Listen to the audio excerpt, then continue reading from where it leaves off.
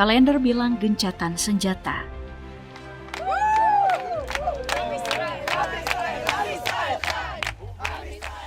Kuburan anak-anak di Gaza bilang sebaliknya.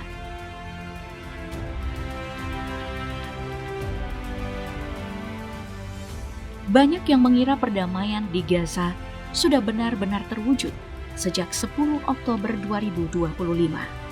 Padahal kenyataannya, lebih dari 300 hari sejak gencatan senjata itu ditandatangani, sudah lebih dari 300 anak tewas di sana.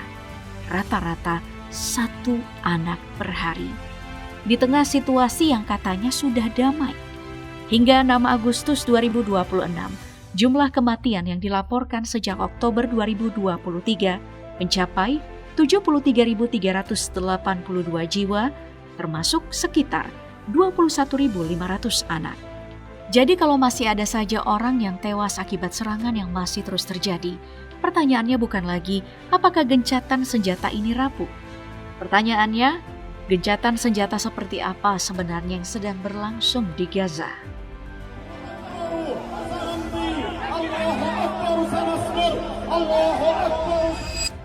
Pada 6 bulan pertama, laporan dari Gaza mencatat ribuan pelanggaran, mulai dari tembakan langsung, artileri, sampai serangan udara. Al Jazeera mengutip Government Media Office Gaza, mencatat 3.795 dugaan pelanggaran Israel sejak tanggal 10 Oktober 2025 hingga 19 Juli 2026. Eskalasi berlangsung hampir setiap hari. Akhir Juni, OCHA mencatat sedikitnya 1.029 warga Palestina tewas dan 3.294 terluka sejak gencatan senjata diumumkan. Polanya sama, warga sipil terus hidup di antara reruntuhan, zona militer dan ancaman serangan baru. Memasuki pertengahan tahun 2026, persoalannya bukan cuma jumlah korban, tapi juga kontrol militer Israel yang semakin luas di dalam Gaza dan berulangnya serangan ke kawasan yang dihuni warga sipil. Sementara itu, akses layanan dasar tetap sangat terbatas. OCHA melaporkan sebagian besar dari sekitar 2,1 juta penduduk Gaza masih mengungsi dan tidak punya akses memadai ke kebutuhan dasar. Memasuki Juli dan awal Agustus, laporan serangan kembali meningkat.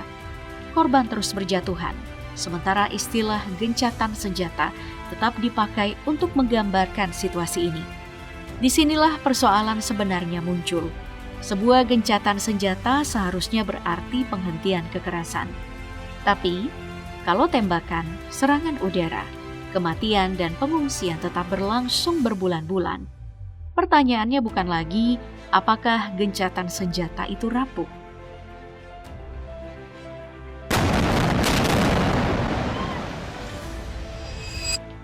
Januari 2025 Board of Peace dibentuk. Tapi ironisnya, organisasi bentukan Trump itu tidak langsung mengakhiri perang dan membangun kembali Gaza seperti janji awal. Badan ini justru memulai pekerjaan fisiknya dengan sebuah pos militer, fasilitas untuk sekitar 150 tentara Maroko, di wilayah Gaza yang masih di bawah kontrol militer Israel, dirancang dengan jalur ekstraksi cepat kalau pasukan itu diserang. Artinya dari visi besar membangun kembali Gaza, proyek konkret yang muncul ke permukaan itu justru sebuah pilot proyek keamanan di Gaza Selatan. Sebelum membangun rumah, sekolah atau rumah sakit, prioritas pertama yang terlihat itu justru memastikan siapa yang menguasai wilayah dan siapa yang menjaga keamanan. Di tingkat diplomasi, situasinya bahkan lebih rumit. 30 Juli, Board of Peace mengajukan roadmap 15 poin yang menghubungkan pelucutan senjata Hamas dengan penarikan bertahap pasukan Israel dan pembentukan struktur pemerintahan serta pasukan stabilisasi internasional. Netanyahu menolaknya. Posisi Israel tetap tidak akan ada penarikan militer sebelum Hamas benar-benar dilucuti. Tapi sehari kemudian, 31 Juli, muncul perkembangan yang mengejutkan. Board of Peace mengumumkan Hamas telah menyetujui kesepakatan yang mereka sebut bersejarah untuk pelucutan senjata penuh Hamas dan seluruh kelompok bersenjata di Gaza. Diumumkan langsung oleh Trump setelah mediator dari Mesir, Qatar, Turki, dan Amerika merampung roadmap untuk fase berikutnya dari gencatan senjata ini. Di bawah kesepakatan ini, Israel wajib menarik pasukannya secara bertahap. Tapi ada satu masalah besar. Israel sendiri belum secara terbuka menyetujui proposal terbaru ini dan Hamas menegaskan tidak akan menjalankan bagian manapun dari kesepakatan ini kalau Israel memenuhi kewajiban penarikan pasukannya sendiri. Dengan kata lain, kesepakatan bersejarah ini sendiri masih menggantung di titik yang sama seperti roadmap sebelumnya. Siapa yang bergerak lebih dulu? Disinilah kontradiksinya makin jelas. Board of Peace butuh pasukan internasional untuk menciptakan stabilitas. Tapi stabilitas itu sendiri belum punya fondasi politik yang disepakati semua pihak. Dan ini sangat relevan buat Indonesia. Jakarta sebelumnya menerima peran wakil komandan dalam International Stabilization Force dan sudah mempersiapkan kemungkinan pergerakan pasukan. Pertanyaannya sekarang, bukan sekadar apakah Indonesia ini siap mengirim tentara. Pertanyaan yang jauh lebih penting, tentara itu akan menjaga perdamaian yang sudah ada atau justru masuk ke wilayah yang bahkan para aktor utamanya sendiri belum sepakat bagaimana perang ini harus benar-benar diakhiri.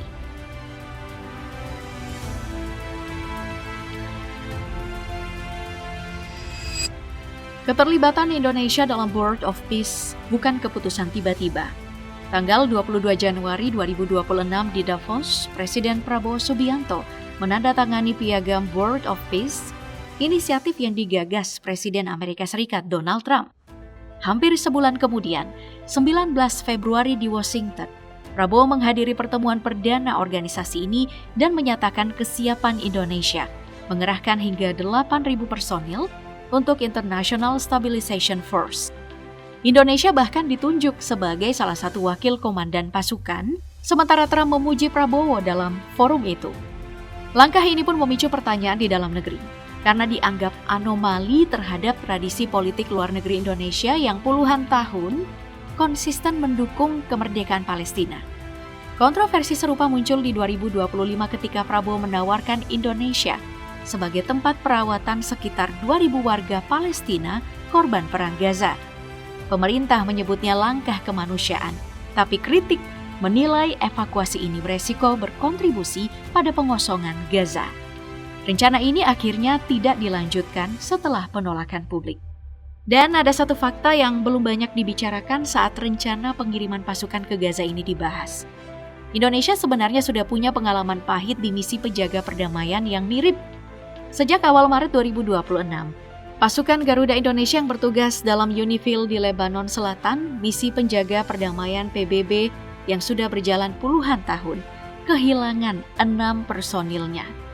Investigasi PBB menemukan 1 tewas akibat tembakan tank Israel yang mengenai posisi UNIFIL yang koordinatnya sudah diberikan ke pihak Israel sebelumnya. Dan 2 lainnya tewas akibat bom rakitan yang diduga dipasang Hezbollah. Keduanya terjadi dalam rentang kurang dari 24 jam di akhir Maret. 3 personel lainnya menyusul gugur di insiden-insiden berikutnya, termasuk 1 yang meninggal di rumah sakit sebulan kemudian akibat luka-luka dari insiden yang sama.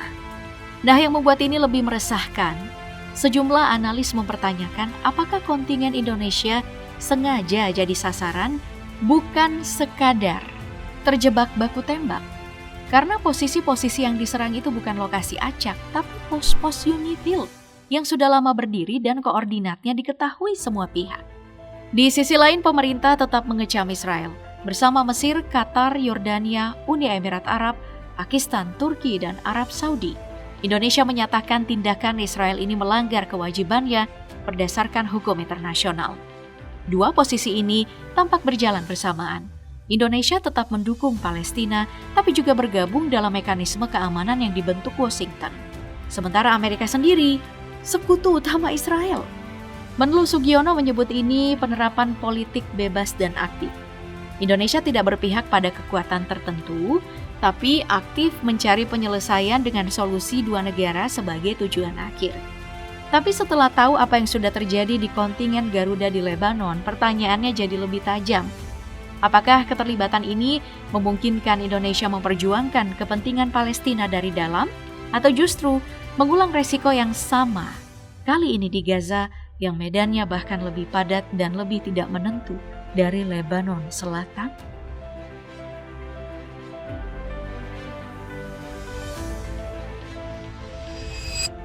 Nah, yang menarik dari situasi Gaza sekarang, kecaman terhadap tindakan Israel tidak lagi datang dari 1-2 negara.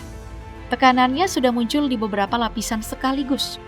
Organisasi Kerjasama Islam beranggotakan 57 negara berulang kali mengecam serangan Israel ke fasilitas kesehatan, permukiman, dan tempat pengungsian. Liga Arab bersama OIC dan sejumlah negara juga mengecam kebijakan permukiman Israel di tepi barat yang dinilai makin mengancam solusi dua negara. Tekanan bahkan muncul dari dalam Amerika sendiri. Sejumlah anggota Kongres mengajukan Ceasefire Compliance Act, mengusulkan pembatasan penggunaan senjata buatan Amerika oleh Israel. Tapi ada satu masalah besar. Kecaman semakin banyak. Situasi di Gaza belum menunjukkan perubahan yang sebanding. Kita kembali ke angka di awal video. Serangan tetap terjadi, korban terus bertambah. Warga sipil masih hidup dalam kehancuran dan ketidakpastian. Di meja diplomasi, pembicaraan soal Gaza sudah mencapai level besar. World of Peace, pasukan stabilisasi internasional, rekonstruksi, sampai pangkalan militer. Tapi di lapangan, kebutuhan warga itu jauh lebih sederhana. Rencana perdamaian menetapkan sekitar 600 truk bantuan per hari. Sementara realisasinya selama gencatan senjata sering cuma 150-250 truk. Bahkan di tanggal 8 Juni 2026, seluruh akses bantuan sempat ditutup total. Masalahnya bukan cuma jumlah, tapi juga hambatan distribusi. Sebagian truk ditolak, gagal menurunkan muatan, atau tertahan di jalur Mesir. Juli lalu bantuan sempat naik 33% jadi sekitar 35.000 ton lewat 2.600 truk. Tapi PBB tetap memperingatkan pembatasan barang esensial, termasuk tenda, suku cadang, dan kebutuhan infrastruktur kemanusiaan. Di tengah kehancuran yang terus bertambah, masyarakat Indonesia ikut menyalurkan bantuan, termasuk air bersih. Solidaritas publik yang tetap berjalan di luar jalur resmi pemerintah. Dan angka yang kita buka di awal video tadi pun sudah bertambah sejak naskah ini ditulis. UNICEF melaporkan per 6 Agustus, total korban sejak gencatan senjata 10 Oktober sudah mencapai 1.209 tewas dan 3.943 luka, naik dari 1.029 tewas yang tercatat akhir Juni.